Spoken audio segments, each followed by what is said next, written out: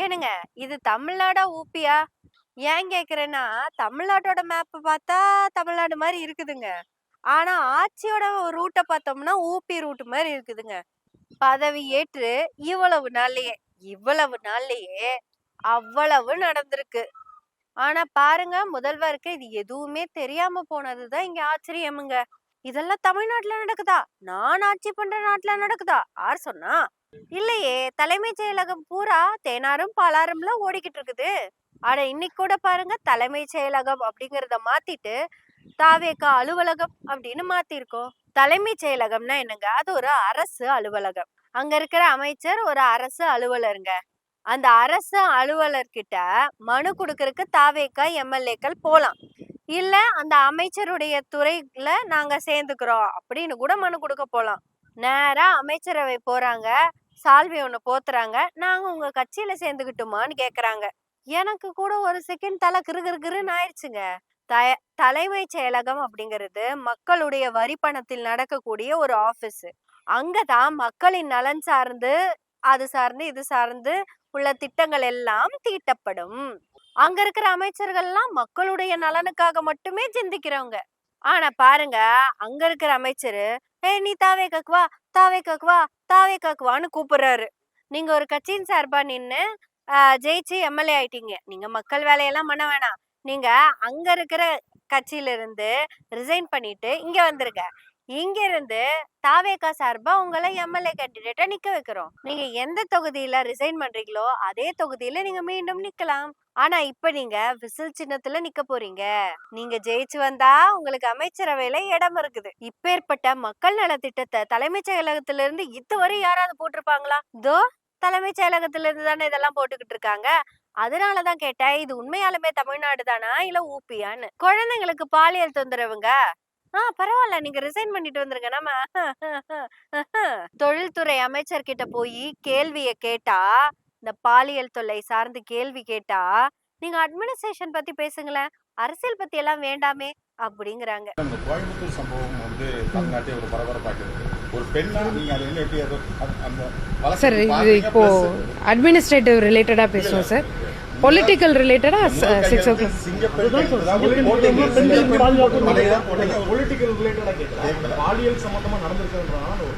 ஒரு பெண் என்ற முறை நீங்க அந்த வழக்கு எப்படி பாக்குறீங்க? அதுக்கு என்ன மாதிரியான நடவடிக்கை எடுத்துருக்கீங்க உங்க அரசு, தாவேக்கா அரசு? தலைவர் என்ன முடிவு எடுத்தாலும் கரெக்டா இருக்கும் சார். சார், நான் ஒரு ஐஏஎஸ் ஆபீசர் சார்.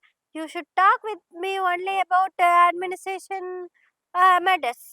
6 மணிக்கு மேலதாங்க நான் அமைச்சர். அப்ப நீங்க பொலிட்டிக்கல் கேள்வி கேட்டுக்கலாம் என்று கேமராவை பார்த்ததுமே சிரிச்ச மேனிக்கே ஒரு பதில கொடுத்துருக்குறாங்க. சாரி, ரீல்ஸ் ரீல்ஸ் கொடுத்துருக்குறாங்க. ஆக்சுவலா இவாளுக்கெல்லாம் ரீல்ஸ்னாலே என்னன்னு தெரியலையாக்கும். எல்லினோட ரீல்ஸ் தாங்க. ரீல்ஸ் ரீல்ஸ் ரீல்ஸ் ரீல்ஸ் தான். எங்கேயாவது பாலியல் தொல்லை நடக்குது அப்படின்னா இவரு வீடியோ கால்ல வர அமைச்சர் இல்லைங்க, வீட்டுக்கே வர அமைச்சர்.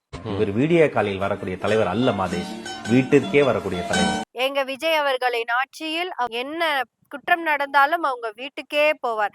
சாரி, அப்படி ஒரு குற்றமே நடக்காது என்றபடியாக வெள்ளையும் காக்கி பேண்டும் போட்டு ரீல்ஸ் போட்டுக்கிட்டு இருந்த அந்த அள்ளு சில்லறைகளை தான் நான் தேடிட்டு இருக்கிறேன்.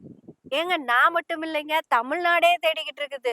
அதுல ஒரு ஆளை கூட வெளியே காணோம்ங்க. இந்த சிபின்னு ஒருத்தர் இருக்கார் இல்லைங்க, அதான் நம்ம சத்யராஜ் தோழரோட பையன் தானுங்க. புரட்சி தமிழர் சத்யராஜ் அவர்களுடைய மகன். நேக்கு மாற்றம் வேண்டும், நேக்கு மாற்றம் வேண்டும். அந்த மாற்றத்தை விஜய் சார் மட்டும் தாங்க கொடுப்பாரு. அதனாலதான் வெள்ளையும் காக்கியும் போட்டேன். இன்னொருத்தர் இருக்காருங்க, தமிழ்நாடு சிங்கப்பூர் மாதிரி மாத்திருவாங்க என் ஃப்ரெண்டு. நீங்க 2 பேரும் ஃப்ரெண்டா இருந்தா சிங்கப்பூர் சரக்க பத்தி பேசலாம், இதெல்லாம் வெளியே வந்து பேசலாமாப்பா? நாடு அப்படி ஆயிடுச்சுங்க. எப்படின்னு சொன்னா உங்களுக்கு எல்லாம் புரியவா போகுது? உத்தரப்பிரதேசத்துக்கு போட்டி போட்டு தமிழ்நாடு டெவலப் ஆகிட்டு இருக்குதுங்க.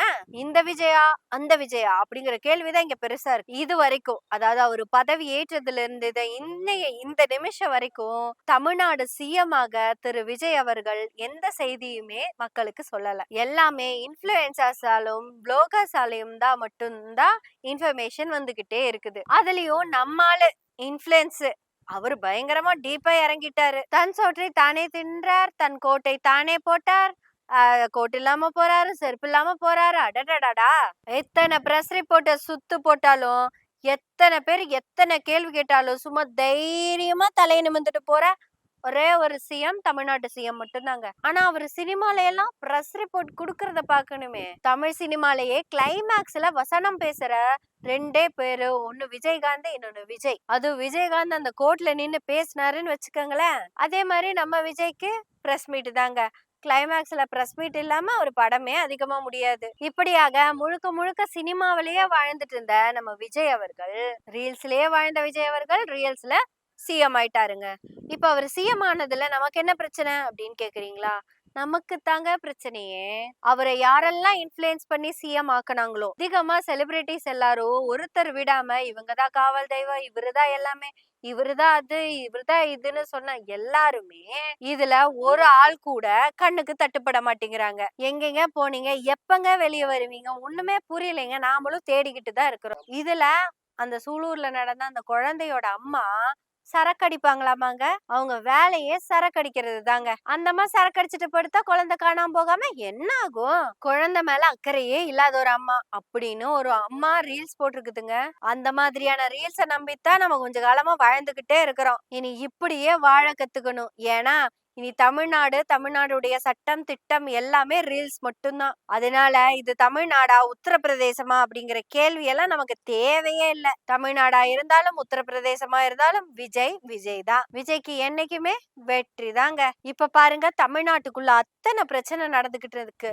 இதெல்லாம் தாவேக்கா ஆட்சிக்கா ரொம்ப முக்கியம்? அவங்களுக்கு இப்போதைக்கு அதிமுக எம்எல்ஏக்களை எல்லாம் தூக்கி இந்த கட்சிக்குள்ள போடணும், மறுபடியும் எலெக்ஷன் நடத்தணும், மறுபடியும் இவங்களே ஜெயிக்கணும், ஒட்டுமொத்த தமிழ்நாட்டிலயும் இவங்க தான் இருக்கணும். அவங்களுடைய லட்சியமே 118 தாவேக்கா எம்எல்ஏக்களை கொண்டு வர்றது மட்டும்தான். அப்படி மட்டும் வந்துச்சுன்னு வச்சுக்கோங்களேன், தமிழ்நாட்டுல தேனாரும் பாலாரும் இப்ப ஓடுற மாதிரியே ஓடும். பனையூர்ல இருந்து தலைமைச் செயலகம் வரைக்கும் எவ்வளவு பாதுகாப்பா இருக்குதோ தமிழ்நாடு, அதே மாதிரி மற்ற இடங்கள்லயும் இருக்கும்னா பாத்துக்கோங்களேன். அதெல்லாம் இல்லாததுக்கு காரணம் என்ன? 118 எம்எல்ஏக்கள் இல்லாததுதான் காரணம். ஒருவேளை தாவேக்காவுடைய 118 எம்எல்ஏக்கள் இருந்தாங்கன்னு வச்சுக்கோங்களேன், முறுக்கு 15ஆம் தேதி தான் மேனுஃபேக்சரிங் பண்ணுச்சு அப்படிங்கிற எவிடன்ஸ் ப்ரூஃபோட தான் சேல்ஸே பண்ணணும். இப்போ இது 15ஆம் தேதி போட்டுருக்காங்க. 15ஆம் தேதி மேனுஃபேக்சரிங் பண்ணாங்கன்றதுக்கு உங்ககிட்ட என்ன ப்ரூஃப் இருக்கு? யாரு செக் பண்ணது? முறுக்கு சுடுற எண்ணெய் என்னைக்கு மேனுஃபேக்சரிங் பண்ணனது அப்படிங்கிற ப்ரூஃபோட தான் முறுக்குக்கு எண்ணெயே வாங்கணும். இந்த வடசட்டி என்னைக்கு மேனுஃபேக்சரிங் பண்ணாங்கிறதுக்கு ப்ரூஃப் வேணும். அந்த கரண்டி எப்போ மேனுஃபேக்சரிங் பண்ணாங்கிறதுக்கு ப்ரூஃப் வேணும். அவங்க யூஸ் பண்ற அடுப்பு, கேஸ் சிலிண்டர், அடுப்பு எல்லாத்துக்குமே எவிடன்ஸோட ப்ரூஃபோட தான் முறுக்கு சுட்டே விற்கணும். ஒரு முறுக்குக்கே இவ்வளவு ஸ்ட்ரிக்டா இருந்தாங்கன்னா தமிழ்நாடு முழுக்க அவங்க எவ்வளவு ஸ்ட்ரிக்டா இருப்பாங்கன்னு. டாஸ்மாக மூட்னா என்னென்னலாம் ஆகும் அப்படிங்கிறது தாவேக்காரங்களுக்கு மட்டும்தான் தெரியும். அது எலெக்ஷனுக்கு அப்புறம் தாங்க தெரியும். எலெக்ஷனுக்கு முன்னாடி அது வேற மாதிரி தெரியும். இப்படி தமிழ்நாடு முழுக்க வெறும் ரீல்ஸா எடுத்துக்கிட்டு இருந்தவங்க, மோடி மாதிரியே செய்ய மாட்டோங்கிற நம்பிக்கையில வாக்குறுதியா கொடுத்தவங்க, இனி மோடி மாதிரியே வாக்குறுதிகள் எல்லாமே நிறைவேற்றாம கூடிய சீக்கிரம் மோடி மாதிரியே எஃப்எம்ல பேசுவாருன்னு நினைக்கிறேன். இவ்வளவு நாள் நம்முடைய முதல்வர் சினிமால ஃபன் பண்ணிக்கிட்டு இருந்தாரு, அப்புறம் ரீல்ஸ்ல ஃபன் பண்ணாரு, இனி எஃப்எம்லயும் ஃபன் பண்ண போறாரு. இனி தமிழ்நாட்டின் முதல்வராக இருக்கும் திரு விஜய் அவர்கள் ஆர்ஜே முதல்வராகவும் உருவெடுக்க போகிறார். எஸ், காத்திருங்கள். விரைவில் தமிழ்நாடு முதல்வர் திரு ஜோசப் விஜய் அவர்கள் ஆர்ஜே ஆக. இனி மக்களின் பிரச்சனைகள் எல்லாம் மனதின் குரலாக மங்கி பாத். விரைவில் ஆர்ஜே சிஎம். நான் ஏதோ நக்கலுக்கு பேசுறேன்னு நினைச்சிடாதீங்க. ஒருவேளை நடந்துட்டாலும் ஏமால பழிய போட்டுறாதீங்க சொல்லிட்டேன். ஏன்னா முதல்வராக மக்களுக்காக இதுவரையும் அவர் ஒரு வார்த்தை கூட பேசல. அவருக்கு என்னங்க, அவர் தமிழ்நாட்டுடைய சிஎம், என்ன வேணாலும் எப்ப வேணாலும் பேசாமலே இருக்கலாம். ஆனா நம்ம அப்படியா? நம்ம பேசணும்ல. ஏன்னா இது எனவே